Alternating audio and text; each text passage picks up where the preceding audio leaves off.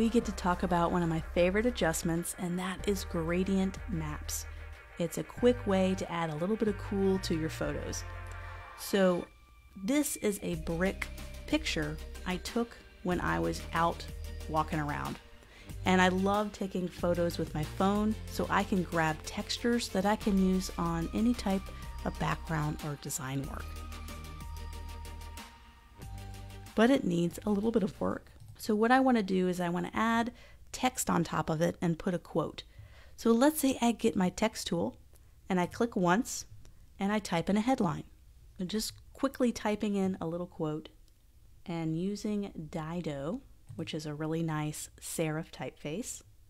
And you can instantly tell when you have such a high contrast photo and you have type, it's kind of hard to read the type. And that's going to be the case for a lot of photography you find online. You're going to want to put a quote or a type on top of a photo, and it's going to be really, really hard to read the typography or the quote.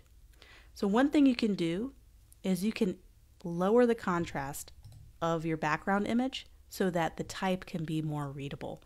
And one way to do that is with gradient maps, and it's a great way to kind of demonstrate what this does. So I'm going to go ahead and double click, and I'm going to make this text white. And I'm going to select my background image. Let's go ahead and double click and unlock that. And I'm going to go up to my adjustments panel and I'm going to add a gradient map. So this is what a gradient map does. So I can go ahead and customize this. I can click anywhere on this gradient map area and it's going to bring up a gradient editor. And I'm going to quickly shift to a different photo so you can see the other one is going to be a little bit harder to demonstrate gradient maps. But I'm going to use the gradient map on this photo. Click on gradient map. And this is what a gradient map does. So these are your highlights over here and these are your shadows. So everything that is a shadow in this photo, you can click right here on the color and you can change it. So instead of whatever it was before, which is black, you can actually change the color on it. So let's do a highly saturated blue. And then all of the highlight colors, you can change the colors on that. So let's do a highly saturated red. So you can see how one side is blue. All these pixels that were darker are now blue, and all the pixels that were highlights are now red. You can reverse the two. So let's go ahead and reverse the two. And you can see how all the highlights are red and the shadows are blue. What makes this interesting is you can also change midtones too. So let's kind of switch this back to how it was. That kind of those blues kind of naturally are more shadows than the reds. What's really powerful about this, you can actually do midtones too and add a third color. And all your midtones can be its own color. But what you can do is you can easily make this monochromatic too. So let's say these are your darker colors and these are your lighter colors. I can make all of the lighter pixels a similar blue, and it looks like you can't see anything because they're both blue now. So your highlights and shadows are all the same color. So I'm going to take the highlights but make this a lighter color. So you can easily do kind of this monochromatic look very quickly by using gradient maps. You can also make this darker, so make your shadows darker, so just moving along the hue picker and adding more black. And I can go over here and add more white. I can also even go up the hue slider and add maybe a little bit of purple in here. So you could do two lighter colors to make it really soft. So both of these are pretty high up in lightness. Or you can make it really dark and bring out shadows. So this is just fantastic to play around with. And there's a bunch of pre-made presets as well. So you have some basics, which is just kind of be a black and white. You have blues, which some of these are reversed, so it looks a little bit silly. So that one, for example, you have all of your highlights dark and your lights light, so it's going to look a little creepy. But that's an easy fix if you find one that has the reverse, where you have your shadows as the darkest color. So let's say, for example, this one, where you have kind of the darkest color here and the lightest color on the right. That makes the most sense in this situation. So let's switch back to our brick photo. We want to make this monochromatic so we can make this background photo low contrast so the type can be high contrast against the brick. So here we are. We can customize this. We can use some presets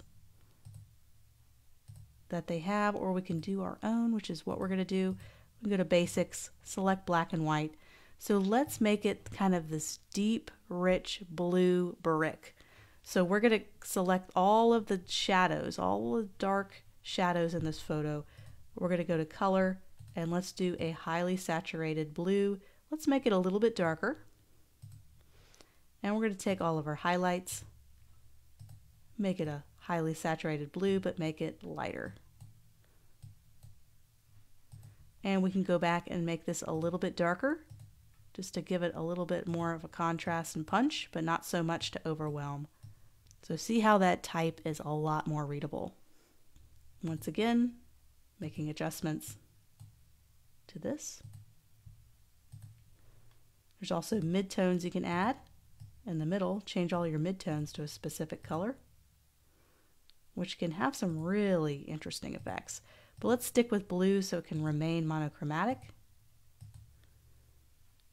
And that just gives us ultimate control over how this looks.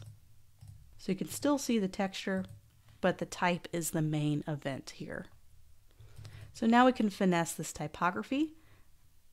I can go to my properties panel and I can scroll down all the way down here. Let's make it a nice center alignment.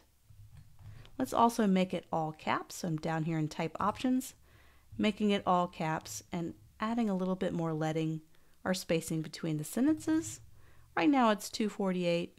This is a pretty big document for it to be 248 because my point size for my typography is 304. So this is probably a pretty large document because this is the original photo that I took. So it's probably like 4,000. If I go down here, there I'm right. 3,000 by 4,000 pixels is the size of this photo. So let's go ahead and change that, make it a little bit bigger. So instead of 248, maybe 260. Just adding a little spacing, maybe a little bit more, maybe 280. There we go, just kind of letting those lines breathe a little bit. So let's break this typography up a little bit. Type is more readable with, and I'm just doing, just pressing return, just doing a physical line break. Type is more readable with high contrast.